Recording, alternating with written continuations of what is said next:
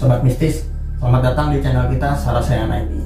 Kali ini kita udah di segmen ngeri, membahas cerita misteri. Sebelum mulai segmen ini, gua nggak akan bosan-bosan ingetin Sobat Mistis untuk komen, like, subscribe, dan share channel ini ke teman kalian. Kali ini kita udah ada cerita kiriman nih Bang Jiung, udah masuk ke DM Instagram kita dari Sobat Mistis. Tapi gua sebelum mulai gue penasaran nih Bang Jiung, banyak yang nyari lu kayaknya nih di kolom komentar.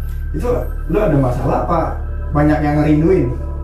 Ya gitulah, yang namanya spiritual harus dirindukan. Harus dirindukan sih. Udah langsung aja gue bacain kali ya.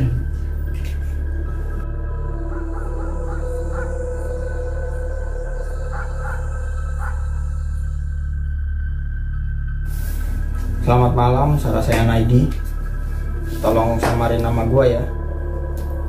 Gue ingin berbagi cerita pengalaman horor yang pernah gue alami. Ceritanya seperti ini.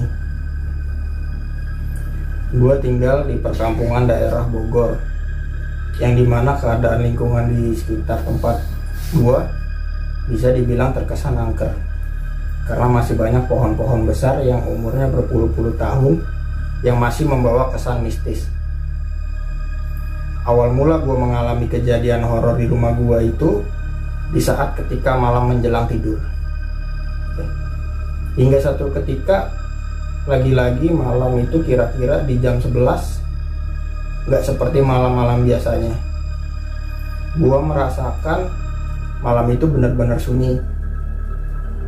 Di saat gua mulai mencoba untuk tidur, terdengar suara ketukan pintu dibarengi dengan hawa atau perasaan yang mencekam di batin gua. Gua coba untuk berpikir positif. Mungkin ada tamu, tapi siapa ya, udah malam gini. Langsung aja gue beranjak dari tempat tidur melewati pintu kamar untuk ke pintu depan. Begitu terkejutnya gue saat gue buka pintu. Gue merasakan ada hembusan angin ke muka gue, dan gue nggak melihat ada satu orang pun di depan pintu rumah gue. Entah itu karena terbawa suasana atau memang ada sesuatu hal yang aneh. Gue merasakan bulu kuduk gue merinding dari ujung kaki sampai ujung kepala. Tanpa pikir panjang, gue langsung tutup pintu dengan degup jantung yang cepat. Gue balik lagi ke kamar untuk mencoba tidur, dengan keadaan sedikit penasaran dan penuh pertanyaan di pikiran gue. Nggak begitu lama, kemudian suara itu muncul lagi dengan suara yang sama. Tok, tok, tok. Gue beraniin lagi untuk pastiin, dan saat gue buka pintu lagi, tetap aja sama dari sebelumnya. Gue nggak mendapatkan siapa-siapa di depan pintu rumah gue. Ketika mata gue diarahkan setiap sudut jalan, ternyata kondisinya sepi, sunyi, dan mencekam. Seolah ada yang menjelaskan bahwa ketukan pintu itu bukanlah dari manusia. Dengan perasaan yang sama, gue balik lagi ke kamar. Kali ini gue udah niat benar-benar untuk tidur, gak peduli lagi kalau ada ketukan-ketukan. Dan gue mencoba berpikir positif, mungkin suara itu hanya halusinasi. Tapi di satu sisi, pikiran gue membenarkan suara itu nyata. Karena mungkin udah terlalu capek dan ngantuk, akhirnya malam itu gue tertidur. Tapi di dalam tidur itu gue bermimpi, terbangun dari tidur karena firasat yang gak enak. Jadi kayak ngalamin mimpi dalam mimpi. Dalam mimpi itu gue duduk di tepi kasur kamar. Gue menghadap lemari pakaian. Tapi dari atas lemari gue merasakan seperti ada yang sedang memperhatikan gue. Sontak gue perlahan menaikkan pandangan gue ke atas lemari. Dan benar aja, di atas lemari itu gue melihat sesosok makhluk berpakaian putih yang cukup kotor terkena tanah. Berambut panjang menutupi mukanya, Tangannya yang seperti kulit terbakar berada di pinggir lemari, seakan mengambil ancang-ancang mau lompat ke arah gua. Karena syok dengan apa yang gua lihat dalam mimpi itu, gua terdiam. Tubuh gua seolah terkunci gak bergerak. Gua mencoba mensugesti diri kalau gua ini lagi mimpi. Ini mimpi. Bangun. Bener aja. Akhirnya gue terbangun dari mimpi gue dengan nafas yang terengah-engah. Sambil mengucapkan istighfar, gue beranikan diri untuk melihat ke atas lemari secara langsung. Sambil menenangkan diri, itu cuma mimpi. Gak lama gue kembali tertidur dan syukur alhamdulillah gue tertidur sampai malam pun berlalu. Kejadian horor di rumah gua gak cuma itu aja. Anak gua yang paling kecil usianya sekitar 2 atau 3 tahun waktu itu pernah lagi main di kamar gua sendirian. Tiba-tiba dia langsung nangis kejer. Gua tanya ke anak gua, "Kamu kenapa?" "Jatuh." Tapi dia geleng-geleng sambil nutup matanya pakai tangan dan dia bilang ada orang serem di atas lemari. Akhirnya gue tenangin dan gue ajak keluar kamar. Dan asisten rumah tangga gue yang biasa gue panggil Bibi pernah juga diganggu. Jadi Bibi gue pernah gue tinggal keluar kota sekeluarga.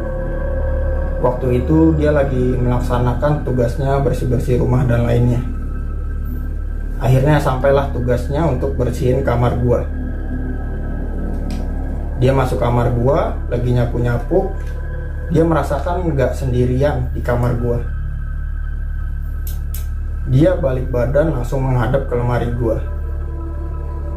Ternyata benar, di atas lemari itu dia juga melihat ada perempuan berbaju putih, rambutnya panjang, dan mukanya itu serem. Untuk beberapa saat dia nggak bisa bergerak. Dia cuma bisa baca-baca doa dalam hati. Akhirnya bibi gua bisa menggerakkan kakinya untuk keluar kamar sambil nundukin kepalanya. Keesokannya pas gua pulang ke rumah, ceritalah bibi gua tentang apa yang dilihatnya di atas lemari itu.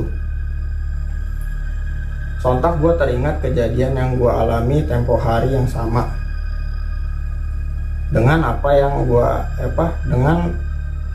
yang dialami bibi gue. Mungkin maksud makhluk itu ingin menyampaikan keberadaannya ke gue dan orang-orang rumah.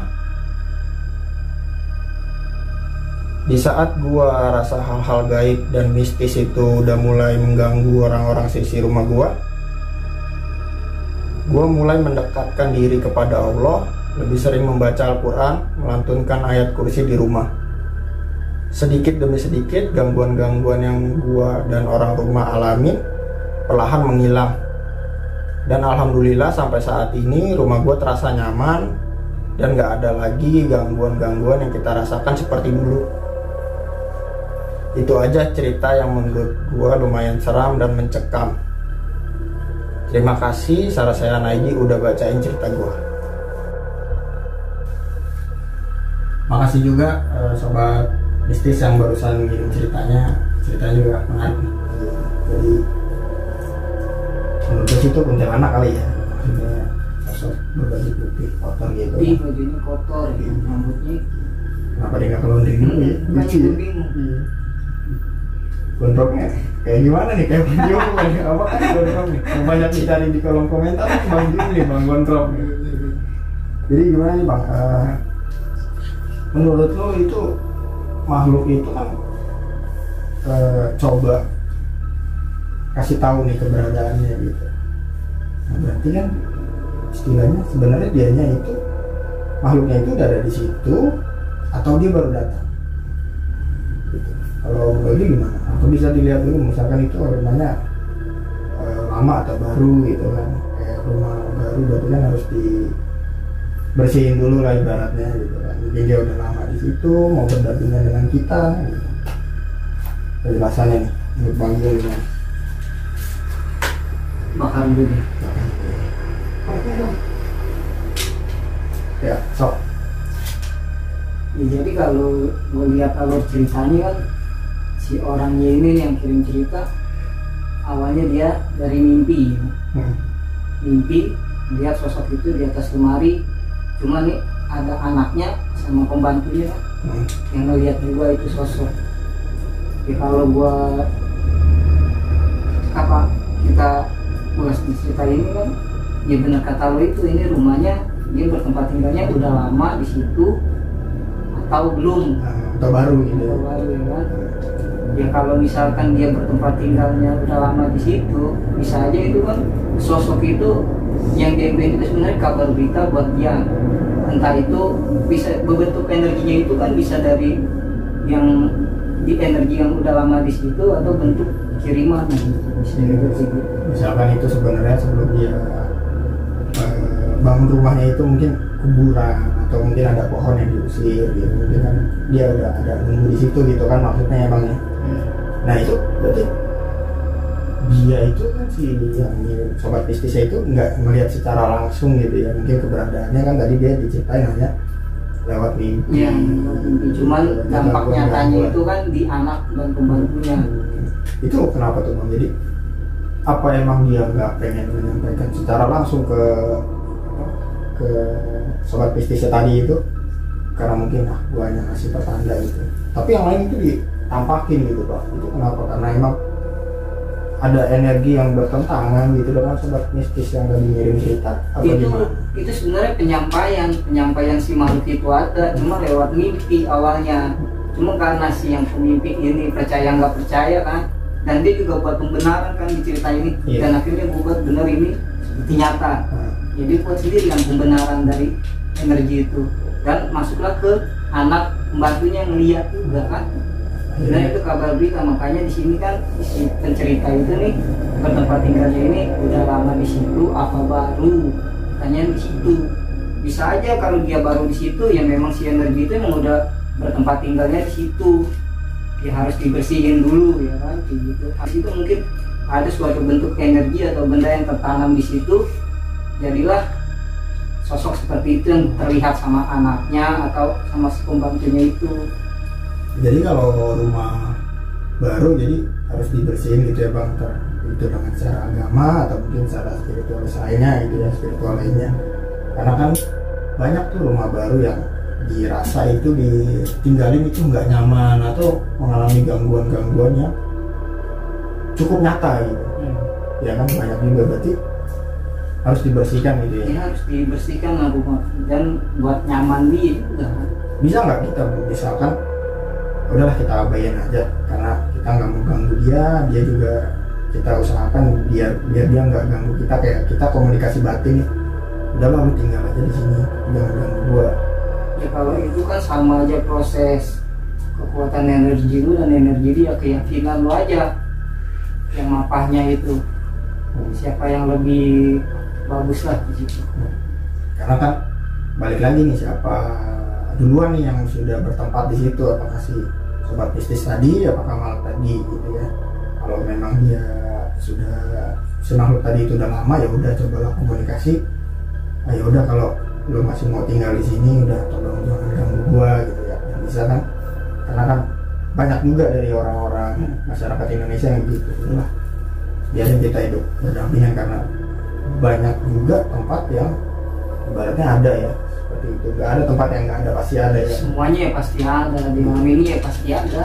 Pasti ada yang nggak ada. Entah itu niatnya mau mengganggu atau mungkin emang dia udah adem di situ gitu ya. Intinya kalau sama yang seperti itu ya nggak usah perlu takut atau khawatir juga sih. Karena kan sama aja berbenturan energi dia. Yang penting kuatin dianya sendiri gitu ya. Kalau dia tuh lebih kuat dari si makhluk itu gitu ya.